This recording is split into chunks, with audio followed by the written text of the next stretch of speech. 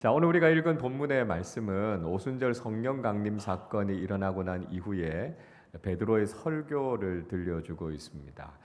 성령 강림 사건이 왜 일어나게 됐는지, 그리고 이 성령 강림 사건이 의미하는 것이 무엇인가라고 하는 것을 이 사도 베드로가 설교를 통해서 지금 들려주고 있습니다. 성령 충만함을 입은 사람들은요, 삶이 굉장히 크게 변화되는 것을 볼 수 있습니다. 그래서 그 삶 속에 좀 특이한 모습, 보통 사람들이 좀 이해하기 어려운 모습들을 갖게 되는 경우들이 참 많이 있습니다. 그러니까 성령님께서 임하셔서 갑자기 우리의 삶이 완전히 변화됐다라고 하는 이야기를 많이 해요. 그래서 꽃도 나무도 나를 보면서 사랑한다, 이렇게 이야기하는 것 같고요. 하늘을 봐도 또 바람이 부는 걸 봐도 그렇게 아름답고 좋을 수가 없다, 이런 이야기들을 참 많이 합니다. 모든 것이 하나님께서 내게 주신 선물처럼 느껴지게 될 때가 참 많고요.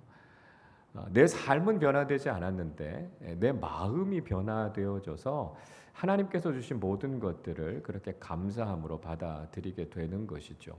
여전히 그 사람의 삶을 보면 고난이 있고 어려움이 있고 힘든 일들이 있음에도 불구하고 웃음을 잃지 않고 감사하면서 살아가는 모습을 보면 믿음이 없는 사람들은 그런 모습들이 잘 이해가 되지 않습니다. 그래서 안 믿는 사람들이 볼 때는 약간 정신이 나간 것처럼 그렇게 느껴질 수가 있다라고 하는 거죠. 오순절 성령 강림 사건을 경험하고 났던 마가의 다락방에 있었던 사람들을 향해서도 다른 사람들이요, 이 사람들이 새술에 취했다, 이렇게 이야기를 한 거죠. 사도 베드로가 이런 모습을 보면서 좀 바로잡을 걸 좀 바로 잡아야 되겠다. 그리고 이것이 과연 무엇을 의미하는 것인가라고 하는 걸 좀 제대로 가르쳐야 되겠다, 그런 마음이 들었던 겁니다. 14절을 보십시오. 베드로가 11사도와 함께 서서 소리 높여 이르되 유대인들과 예루살렘에 사는 모든 사람들아, 이 일을 너희로 알게 할 것이니 내 말에 귀를 기울이라, 이렇게 이야기합니다. 자, 오순절 성령 강림 사건이 일어나고 그 일로 인해서 사람들이 도대체 무슨 일이 일어난 건지, 이 사람들에게 어떤 변화들이 일어난 건지 잘 이해하지 못하니까 베드로가 일어서서 이게 무슨 일인지에 대해서 설명할 테니까 잘 들으라, 이렇게 이야기하고 있습니다. 그리고 지금 시간은 제3시, 그러니까 오전 9시라는 거예요. 그러니까 아침부터 이 사람들이 지금 술 취해서 그러는 것이 아니다라고 하는 이야기를 하고 있습니다. 이 사람들에게 일어난 것은 하나님께서 성령님을 통해서 주신 사건이 일어난 것이다라고 하는 것이죠. 그러니까 이건 그냥 우연하게 일어난 사건이 아니라 구약에서 예언했던 예언의 말씀, 그리고 예수님께서 말씀하셨던 그 예고의 말씀이 실현된 것이다라고 하는 것을 이야기하고 있는 것입니다. 그러니까 하나님께서 모든 일들을 일으키실 때 이 모든 일들은 하나님의 계획 속에 있는 일들이 일어나고 있다라고 하는 것이죠. 그래서 지난주에 우리가 살펴봤던 것처럼 예수님께서 아버지께서 약속하신 성령이 너희에게 임하게 될 것이다, 그 말씀이 실현된 것이었고요. 더 거슬러서 올라가 보면 요엘 선지자가 했던 예언의 말씀이 지금 이루어져서 이런 일들이 이루어지게 된 것이다 라고 하는 것을 말씀하고 있습니다. 여러분, 우리는요, 이 믿음의 사건들이 이루어지는 것을 보면서 이것을 예언과 성취라고 하는 관점에서 봐야 된다는 거예요. 하나님께서는 그냥 일으키시는 일이 없다는 거예요. 이미 하나님께서 예언하신 것, 이루시겠다라고 말씀하신 일들이 실제로 성취돼서 이루어진 것이다라고 하는 것을 우리가 알아야 된다는 거예요. 흔히 진화론자들은 지금 우리의 삶에 일어나는 모든 일들에 대해서 이건 다 우연이다, 그렇게 이야기하죠. 그러니까 생명의 발현이나 진화가 이루어지는 것 그냥 우연하게 이루어져서 그렇게 생존하고 있을 뿐이다, 이렇게 이야기합니다. 이건 진실이 아니죠. 그리고 무엇보다 진화론이 가지고 있는 가장 중요한 문제는 뭐냐면요, 인간 그 자체의 고귀한 목적과 의미, 가치를 설명하지 못한다는 거예요. 다 우연히 된 것인데 그게 무슨 의미가 있고 무슨 가치가 있습니까? 반면에 우리는요, 창조 신앙을 가지고 있잖아요. 창조 신앙의 위대함이라는 게 뭡니까? 하나님께서 목적을 가지고 우리를 만드셨다는 거예요. 우리를 존귀하게 만드시기 위해서 하나님의 형상으로 만드셨다는 거죠. 그리고 우리를 그렇게 존귀하게 만드셔서 하나님께서 이루시고자 하는 목적과 계획이 있다는 거예요. 그래서 우리 인생만이 아니라 세상 속에서도 하나님께서 그 섭리를 이루어가고 계신다라고 하는 것이죠. 그래서 사도 베드로는 지금 일어난 이 오순절 성령 강림의 사건이 그냥 일어난 사건이 아니라 하나님의 말씀이 이루어진 사건이다라고 하는 것을 분명히 이야기해 주고 있습니다. 그리고 그것이 바로 요엘 선지자를 통해서 주셨던 말씀이 이루어진 것이라고 이야기하죠. 자, 그러면 요엘 선지자는 어떤 예언의 말씀을 했습니까? 베드로는요, 요엘 2장 28절부터 32절까지의 말씀을 그대로 인용해서 오늘 본문에서 이야기하고 있습니다. 자, 요엘 선지자 예언의 말씀을 한번 정리를 해보죠. 오늘 17절 상반절을 보십시오. 하나님이 말씀하시기를 말세에 내가 내 영을 모든 육체에 부어주리니 말씀합니다. 그러니까 하나님이 마지막 때가 되면, 말세의 때가 되면 하나님의 영을 모든 사람들에게 넘치도록 부어주시겠다, 이렇게 말씀하고 있습니다. 자, 이 말세라고 하는 말, 말일이라고 하는 이야기, 유대인들에게도 굉장히 익숙한 이야기예요. 이 말세라고 하는 것은 메시아를 보내주셔서 세상을 심판하시고 그들을 구원하시겠다라고 하는 하나님의 약속의 말씀 아닙니까? 이사야 2장 2절이 이렇게 말씀해요. 말일에 여호와의 전의 산이 모든 산 꼭대기에 굳게 설 것이요 모든 작은 산 위에 뛰어나리니 만방이 그리로 모여들 것이라 말씀합니다. 그러니까 마지막 때에, 말세의 때에 하나님의 산이 우뚝 서게 될 것이고요, 하나님께서 모든 것들을 다 심판하실 것이다라고 하는 비전을 이사야 선지자가 이야기합니다. 똑같은 말씀이 미가서 4장 1절에도 나오고 있어요. 그러니까 유대인들은 이 말세, 이 말일이라고 하는 것에 대해서 잘 알고 있었습니다. 베드로가요, 이 말세를 예수님과 연결시켜서 지금 이야기하고 있는 거예요. 그러니까 예수님의 초림으로부터 시작해서 예수님의 재림에 이르기까지 이 시기가 바로 마지막 때, 말세의 때다라고 하는 것입니다. 그리고 이 시대에 예수님께서 약속해 주신 성령이 임하게 되는 것인데, 이게 바로 요엘 선지자를 통해서 약속하신 말씀이라는 거예요. 그래서 지금 우리는 성령의 시대를 살아가고 있는 것이다 라고 하는 것이고, 그 상징적인 사건이 바로 이 오순절 성령 강림 사건이라는 거예요. 여러분 마찬가지죠. 우리도 지금 예수님께서 승천하시고 난 이후에 예수님이 다시 오심을 기다리는 이 마지막 때의 시대를 살아가고 있습니다. 이때가 언제라고요? 성령의 시대라고요. 요엘 선지자가 예언했던 오순절 성령 강림의 사건이 이루어졌고 지금도 계속해서 성령이 부어지고 있다는 거예요. 구약 성경에도 하나님의 성령이 임했습니다. 그런데 하나님의 성령이 어떤 사람에게 잠깐 임했다가 그냥 떠났어요. 근데 마지막 때는 그렇지 않다는 거예요. 성령을 기대하는 사람들에게 성령께서 충만하게 임하셔서 성령의 은혜와 능력이 나타나는 성령의 시대가 열렸다는 거예요. 그러니까 우리가 이 시대를 살아가고 있으면서 성령님을 간절하게 사모하는 사람들이 되어야 된다라고 하는 것입니다. 그래서 마가의 다락방에 있었던 사람들만 이 성령 충만함을 받는 것이 아니라 모든 사람들에게 부어주시는 성령님을 기대하면서 살아야 된다는 것이죠. 자, 성령 충만함이 임하게 될 때 우리가 어떤 축복을 누리게 됩니까? 17절 하반절을 계속해서 보시죠. 너희의 자녀들은 예언할 것이요 너희의 젊은이들은 환상을 보고 너희의 늙은이들은 꿈을 꾸리라 말씀합니다. 요엘이 예언했던 말씀 그대로입니다. 자녀들은 예언할 것이고 젊은이들은 환상, 비전을 보게 될 것이고요 늙은이들이 꿈을 꿀 것이다 이렇게 말씀하고 있습니다. 자, 이 말씀은요 일반적으로 인생에서 일어나는 그런 일들이 아니라 상상할 수 없는 놀라운 일들이 모든 세대들 속에 일어나게 된다는 거예요. 그래서 이런 일들을 기대하면서 성령 충만함을 입으라는 거죠. 자녀들이 예언한다고 이야기합니다. 어린 자녀들은요, 지금 자기에게 일어나는 일이 무엇인지도 잘 설명하지 못해요. 그만큼 지식이 짧고 지혜가 짧지 않습니까? 그러니까 지금 내 주변에서 내 삶에서 일어나는 일도 뭔지 잘 모르는 게 어린 자녀들이에요. 그런데 성령의 충만함이 임하게 되면 장차 있을 일들에 대해서 알고 이야기할 수 있다는 거예요. 여러분, 지금은 미래를 예측하기 얼마나 어려운 시대입니까? 전문가들도요, 앞으로 무슨 일이 일어날지 모른다는 거예요. 그런데 성령께서 우리 어린 자녀들에게 임하게 되면 우리 어린 자녀들이 영적인 통찰력을 가지고 앞으로 이런 일들이 일어나게 될 것이다라고 하는 하나님의 지혜를 얻게 된다는 거예요.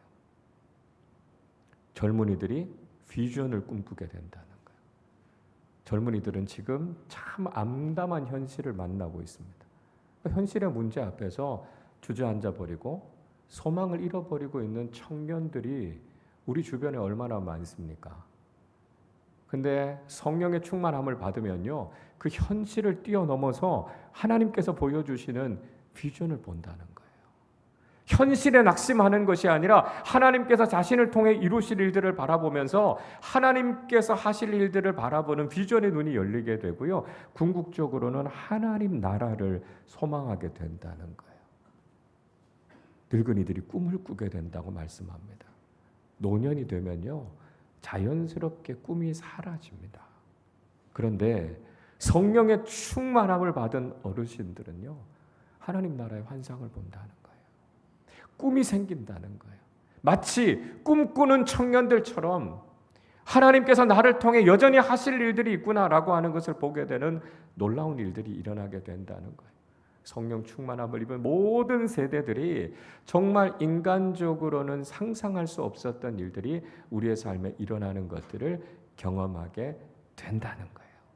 저는 모든 세대들에게 성령의 충만함이 임해서 하나님께서 주시는 이런 능력과 축복이 가득하시기를 주님의 이름으로 축원합니다. 자, 특별히요, 우리가 주님의 일을 하고자 하는 주님의 사역자들에게는 이 성령의 충만함이 반드시 필요하다라고 하는 것이죠. 자, 18절 말씀 같이 읽겠습니다. 그때에 내가 내 영을 내 남종과 여종들에게 부어 주리니 그들이 예언할 것이요. 자, 그때 하나님께서 남종과 여종들에게 하나님의 성령을 부어 주시겠다 말씀하고 있습니다. 그러면 그들이 예언하게 될 것이다라고 말씀하지요. 예언의 은사, 말씀의 은사를 이야기합니다. 주님의 종이 되고자 하는 사람들에게 하나님께서 말씀의 은사를 부어 주셔서 하나님의 말씀을 전하는 일들을 하게 하실 것이다라고 말씀해요. 남종과 여종에게 성별의 구별이 없다는 것이죠. 누구든지 하나님께서 쓰시고자 하는 사람들이 주님의 일꾼들이 될 수 있다는 거예요. 그러니까 주님의 일을 하는 데 있어서는 성별이 문제가 되지 않습니다. 인간적인 조건, 인간적인 그 어떤 한계도 우리가 지어서는 안 된다는 거예요. 누구든지 주님을 위해 일할 수 있다는 거죠. 근데 중요한 것은 주님을 위해서 일하고자 하는 사역자들에게 반드시 필요한 것이 뭐냐면 성령의 기름 부으심이 필요하다는 거예요. 내 힘으로는 주님을 위해 일할 수 없습니다. 성령께서 우리에게 임하셔서 은사를 주시고 능력을 주시고 충만하게 하시면 우리가 주님을 위해서 쓰임받게 된다는 것이죠. 여러분, 우리가 아무리 주님의 일을 하려고 해도요, 성령의 임재하심이 없이 일하면 탈진합니다. 번아웃이 일어나요. 그래서 사역자들에게 가장 큰 저주의 말이 뭐냐면 이거예요. 성령 없이 사역하라 라고 하는 거예요. 성령의 임재하심이 없이 그저 내 지식과 내 능력을 가지고 일하면 우리는 주님의 일을 감당할 수 없습니다. 그러나 위로부터 부어주시는 성령의 은사와 능력을 경험하게 되면 우리 누구나 주님을 위해서 귀하게 쓰임 받는 사람들이 된다는 것이죠. 그래서 우리가 위로부터 부어 주시는 성령의 은혜와 능력을 경험해서 주님께서 귀하게 사용하시는 주님의 일꾼들이 되실 수 있기를 바랍니다. 자, 성령의 충만하심은요, 이렇게 우리 개인의 삶도 변화시키지만 온 세상과 우주적인 사건들까지 일으키게 된다는 것입니다. 자, 19절 20절 이렇게 말씀합니다. 또 내가 위로 하늘에서는 기사를 아래로 땅에서는 징조를 베풀리니 곧 피와 불과 연기로다. 주의 크고 영화로운 날이 이르기 전에 해가 변하여 어두워지고 달이 변하여 피가 되리라 말씀합니다. 자, 이 마지막 때에는요, 성령이 충만하게 부어져서 개인의 삶 속에 놀라운 하나님의 역사들이 나타나기도 하지만 온 세상 속에 종말의 징조들이 나타나게 된다는 거죠. 하늘에서 땅에서 마지막 때를 알 수 있는 여러 가지 일들이 일어나게 됩니다. 그 징조로 나타나는 것이 피와 불과 연기다. 그렇게 이야기하죠. 피라는 것은 아마도 거듭되는 전쟁들, 사고들 이런 것들을 통해서 사람들이 다치거나 죽는 일들이 일어나게 된다는 걸 이야기하는 것이겠죠. 불과 연기라고 하는 것, 역시 그런 전쟁들, 재난들, 화산 폭발 이런 여러 가지 일들이 일어나는 현상들을 이야기하는 것일 겁니다. 그래서 우리가 살고 있는 이 세상을 요동치게 하는 여러 가지 사건과 사고들이 우리 주변에서 일어나게 된다는 것이죠. 그리고 하늘의 천체들이 요동치고 우리로 하여금 그런 증상들을 보게 한다는 것입니다. 해가 어두워지고 달이 핏빛이 되고, 그래서 우리가 다 이해할 수 없고 설명할 수 없는 여러 가지 대자연과 세상 속에서의 알 수 없는 일들이 일어나게 된다는 거죠. 우리가 지금도 그런 일들을 목도하면서 살아가고 있습니다. 이런 마지막 때를 살아가면서 이런 현상들을 바라보면서 사람들의 마음에 두려움과 염려들이 생기게 될 수 있어요. 자, 이걸 왜 보게 하시는 걸까요? 하나님께서 이걸 보게 하시는 이유는 뭐냐 하면 그걸 가지고 그냥 두려워하라고 하는 것이 아니고요. 마지막 때가 다가왔다라고 하는 것을 깨달으라는 것입니다. 그리고 이 마지막 때에 우리에게 주시는 소망이 무엇인가라고 하는 것을 분명하게 말씀해 주고 있습니다. 21절 말씀 같이 읽어보겠습니다. 누구든지 주의 이름을 부르는 자는 구원을 받으리라 하였느니라. 여러분, 마지막 때에 하나님께서 성령을 물붓듯이 부어주시는 이유가 무엇이겠습니까? 마지막 때에 우리 주변에 우리의 삶을 다 뒤흔들 만한, 우리를 두렵게 할 만한 여러 가지 자연 현상들과 세상의 난리와 여러 가지들을 보게 하시는 이유가 무엇이겠습니까?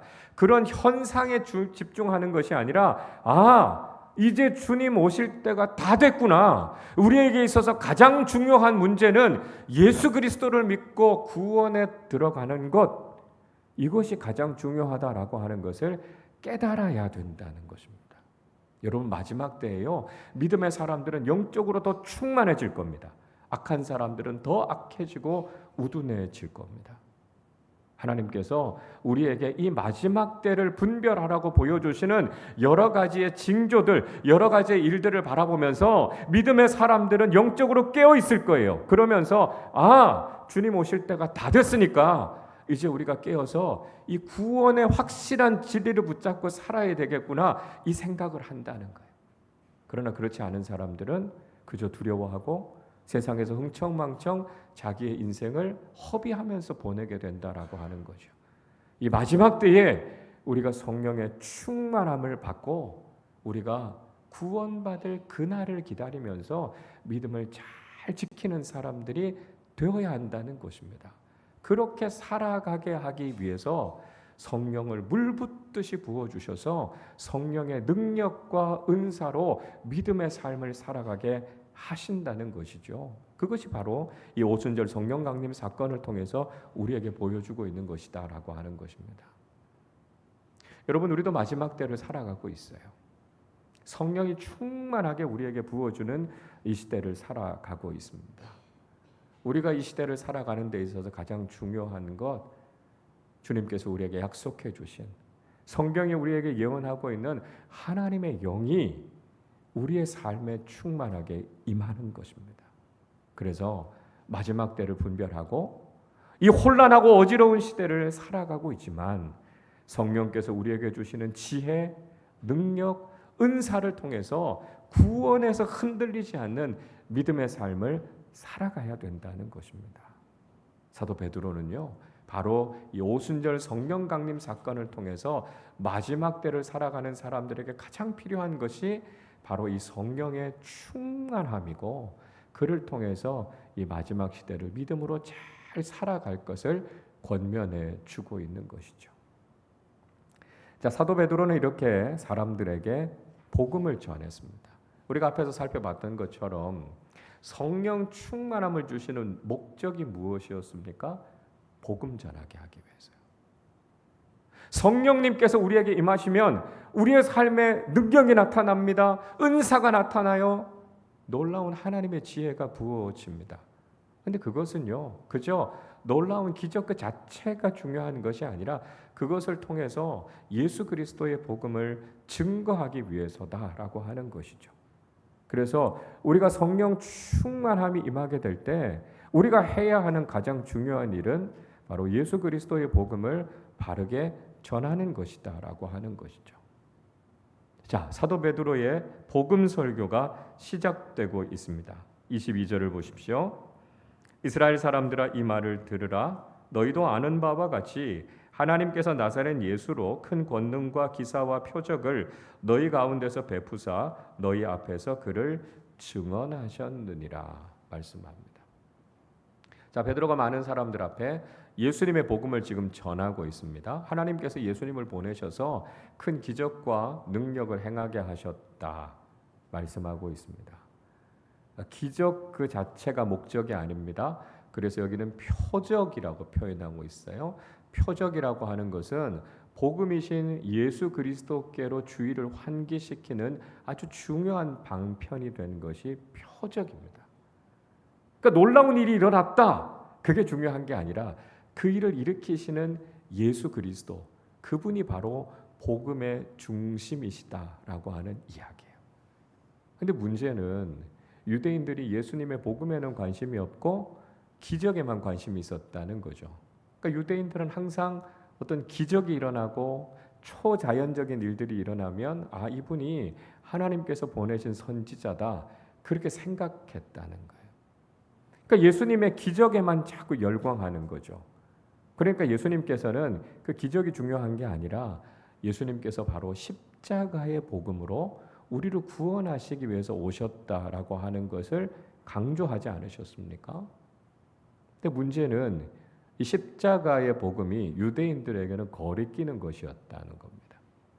신명기 21장 23절에 보면 나무에 달린 자는 저주를 받았다. 이게 율법의 내용이거든요. 근데 십자가에 달린 예수님이 우리의 구원자가 된다? 그건 그들이 받아들일 수 없는 일이었죠. 그래서 예수님을 그들은 십자가에 못 박아 죽이고 말았습니다. 23절이 이렇게 말씀해요. 그가 하나님께서 정하신 뜻과 미리 아신 대로 내준 바 되었거늘 너희가 법 없는 자들의 손을 빌려 못 박아 죽였으나, 이렇게 이야기합니다. 사도 베드로는 영적인 통찰력을 가지고 예수님의 십자가의 죽음이 왜 일어나게 됐는가라고 하는 이야기를 분명히 하고 있습니다. 유대인들이 율법을 모르는 로마인들의 손을 빌려서 예수님을 십자가에 못 박아 죽였어요. 그래서 유대인들은 자신들의 힘으로 자신들의 마음대로 예수님을 죽였다고 생각했을 겁니다. 근데 베드로는 무슨 이야기를 하냐면 이건 다 하나님께서 정해주신 뜻이었다는 거예요. 하나님께서 미리 다 알고 내어주신 것이고 이 모든 것들은 다 하나님의 뜻 안에 있었다라고 하는 거죠. 그러니까 인간적인 눈으로 보면 우연히 일어났다고 생각할 수 있고요. 사람들이 생각할 땐 우리의 힘으로 우리의 결단으로 이렇게 했다고 이야기할 수 있지만 이건 다 하나님의 계획 안에서 하나님의 주권 안에서 일어났어야 하는 사건이었다는 거예요. 그래서 하나님께서 예수님을 십자가 위에서 죽게 하심을 통해서 구원의 길을 열어놓으셨다라고 하는 거죠. 근데 중요한 것은 예수님께서 십자가 위에서 죽으심으로 끝나지 않았다라고 하는 것입니다. 예수님께서는 그렇게 유대인들의 계략에 의해서 로마인들의 손에 의해서 십자가에 달려 죽으셨지만 예수님은 죽음의 권세 아래에 계실 분이 아니시라는 거예요. 그래서 하나님께서 예수님을 다시 부활시켰다라고 하는 것을 이야기하죠. 24절 말씀 같이 읽어보겠습니다. 하나님께서 그를 사망의 고통에서 풀어 살리셨으니 이는 그가 사망에 매여 있을 수 없었습니다. 예수님은 십자가 위에서 죽으시는 것처럼 보였습니다. 사탄의 계략이 승리한 것처럼 보였고요. 예수님께서 패배하신 것처럼 보였습니다. 그러나 하나님께서 부활의 반전을 일으키신 것이죠. 죄와 사망의 권세를 깨뜨리시고 예수님을 죽음으로부터 살리셔서 우리에게 부활의 소망, 영생의 소망을 가지게 하신 것입니다. 죽음도 결코 이길 수 없는 영원한 생명을 우리에게 주셔서 우리로 하여금 부활의 소망을 갖게 하신 거죠. 예수 그리스도가 우리의 생명의 주님이심을 우리로 하여금 보게 하신 것이죠. 그래서 우리로 하여금 죽음을 뛰어넘는 부활과 영생의 소망을 가지는 부활 신앙을 가진 그리스도인이 되게 하셨다는 것입니다. 근데 놀라운 것은 다윗이 바로 이 부활의 소망에 대해서 알고 있었다는 거예요. 베드로는요, 다윗이 쓴 시편 16편의 말씀을 인용하면서 다윗이 이미 예수님의 부활에 대해서 알고 있었다는 이야기를 합니다. 25절의 말씀에 보니까요, 다윗이 항상 주님을 자기 앞에 모셨다는 거예요. 그래서 자신의 삶이 요동하지 않았다, 이렇게 노래했다는 거예요. 다윗의 인생의 위기가 얼마나 많았습니까? 다윗이 죽을 것 같은 절망에 빠질 때가 얼마나 많았습니까? 그러나 그 절망이 다윗의 인생을 망가뜨리지 못했어요. 왜요? 다윗에게 부활의 신앙이 있었다는 거예요. 나는 죽어도 죽지 않는다는 거예요. 다시 살아난다라고 하는 부활의 신앙이 있었다는 거예요. 자, 26절과 27절 말씀 같이 읽어보겠습니다. 그러므로 내 마음이 기뻐하였고 내 혀도 즐거워하였으며 육체도 희망에 거하리니 이는 내 영혼을 음부에 버리지 아니하시며 주의 거룩한 자로 썩음을 당하지 않게 하실 것임이로다. 다윗이 그 마음에 기쁨이 있다고요? 소망이 있다고 이야기하고 있습니다. 이 기쁨과 소망은 어디에서부터 오는 겁니까? 하나님께서 당신의 사람들을 음부에 버리지 않으실 거라고요. 주의 거룩하신 자를 썩지 않게 하시고 그를 부활시키실 것이다 라고 하는 믿음이 다윗에게 있었다라고 하는 것입니다. 그러니까 다윗은 하나님께서 자신을 지옥에 버리지 않을 것이다 알고 있었고요.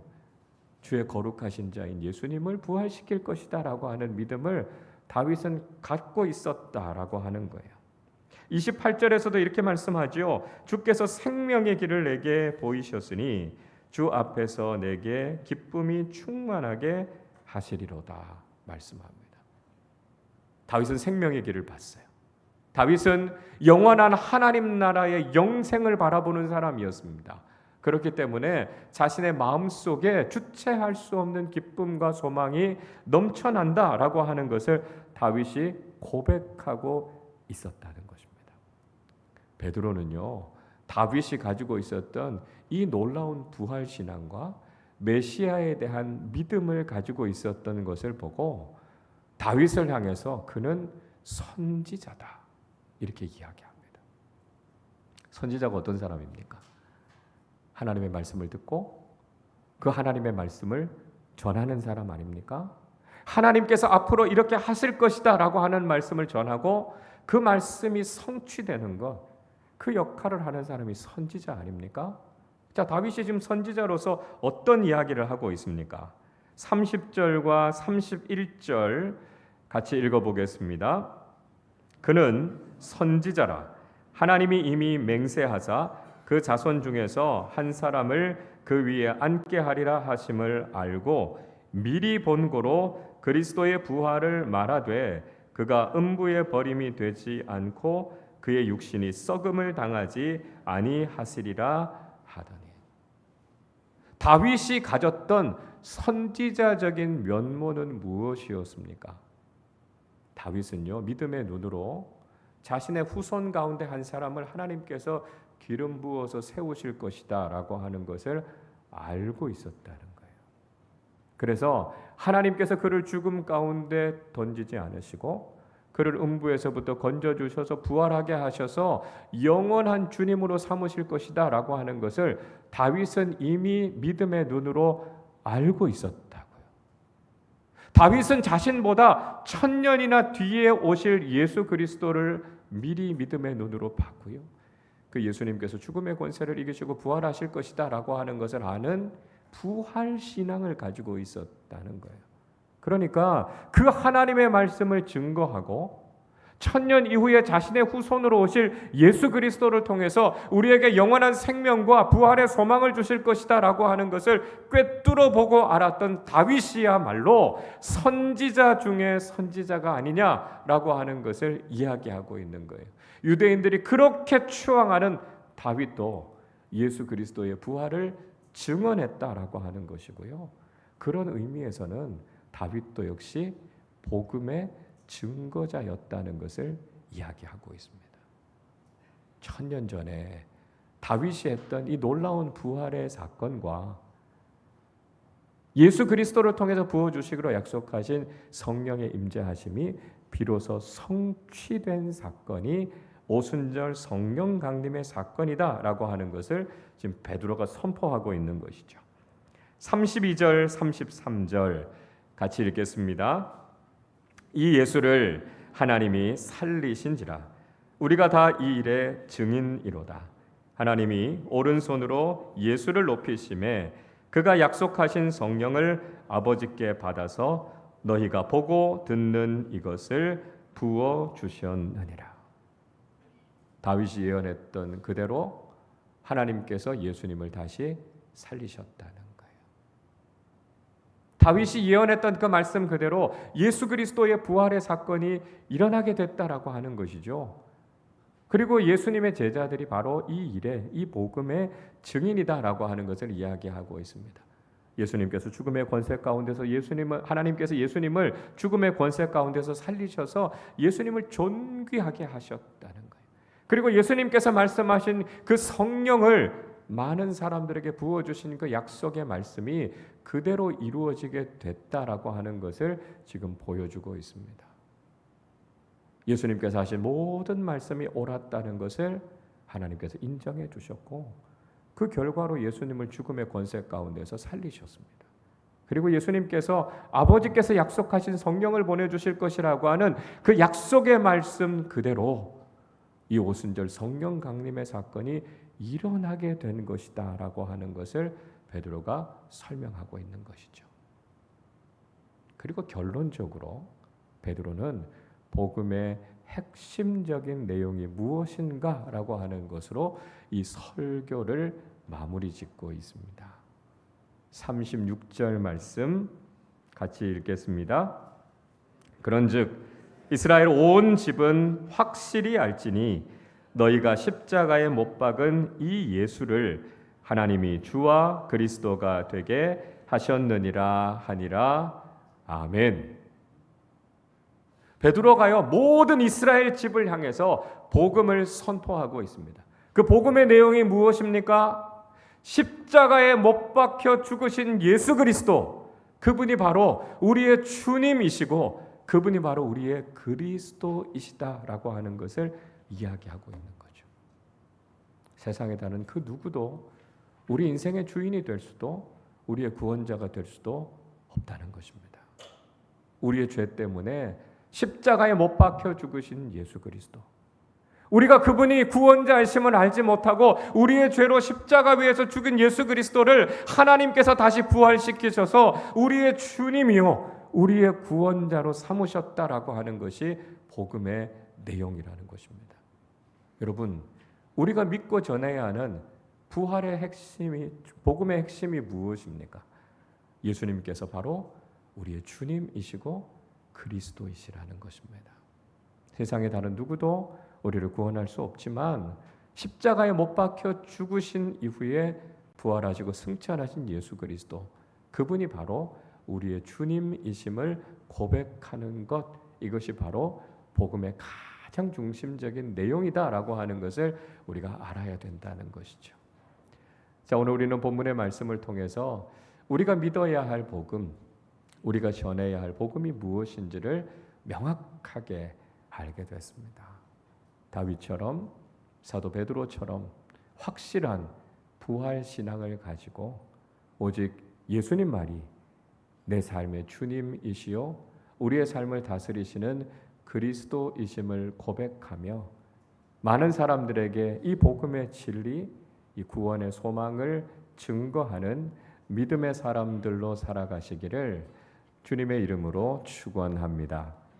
우리 시간에 능력의 이름 예수, 권능의 이름 예수 함께 찬양하고 기도하도록 하겠습니다.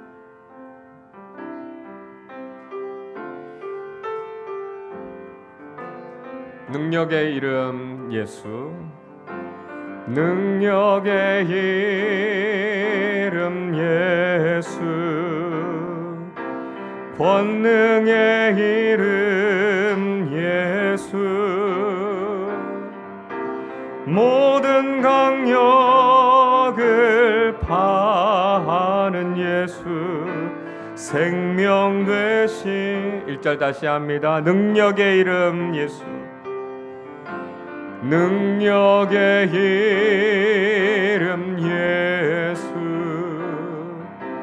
권능의 이름 예수, 모든 강력을 파하는 예수, 생명 되신 치유의 이름 예수, 치유의 이름 예수, 용서의 이름 예수, 자유 주시는 그 이름 예수, 생명 되신 3절입니다. 거룩한 이름 예수, 거룩한 이름 예수, 빛을 주는 예수, 모든 이름 위에 뛰어난 예수, 생명 되신 거룩한 이름 예수, 거룩한 이름 예수, 빛을 주시는 예수, 모든 이름 위에 뛰어난 예수, 생명 되신 예수. 우리 말씀을 생각하면서 함께 기도하겠습니다. 사도 베드로가 선포했던 것처럼 우린 지금 성령의 시대를 살아가고 있습니다. 성령을 사모하는 모든 사람들에게, 주님을 위해 쓰임받기 원하는 모든 남종과 여종들에게 성령을 물붓듯이 부어주시겠다 말씀해 주셨습니다. 여러분, 성령님의 임재하심이 없이는 믿음의 삶을 살아갈 수 없습니다. 오늘 이 밤에 성령님 우리 가운데 강하게 임하여 주셔서 성령께서 우리에게 주시는 능력과 은사와 지혜로 이 마지막 시대를 영적인 분별력을 가지고 믿음의 사람들답게 살아가게 해 주옵소서.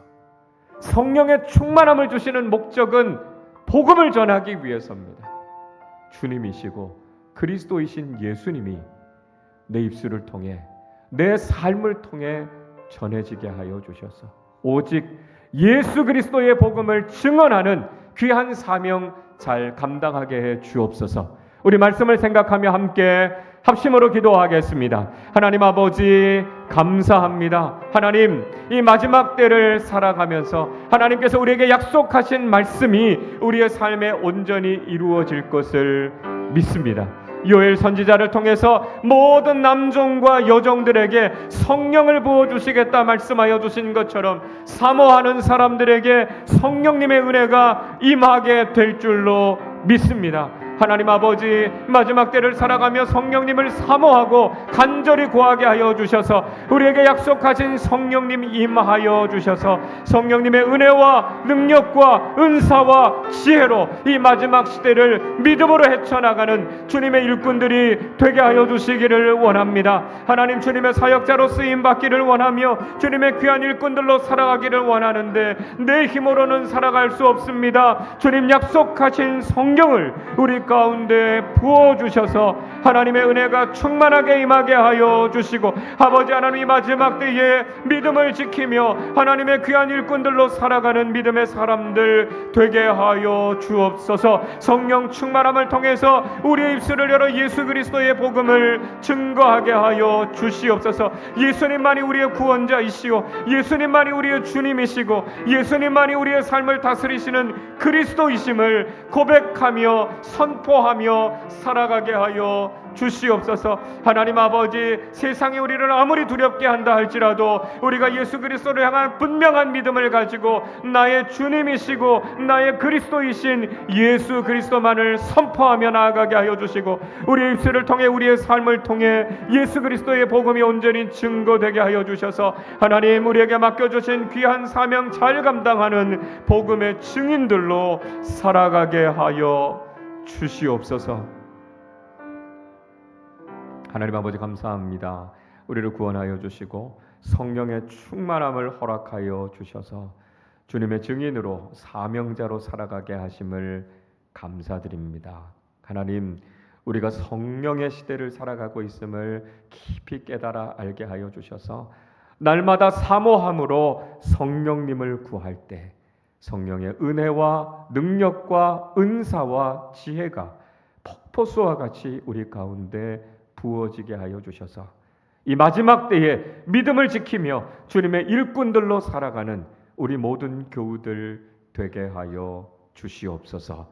우리에게 성령의 충만함을 주시는 목적은 예수 그리스도의 복음을 증거하기 위함임을 깨닫게 하여 주옵소서.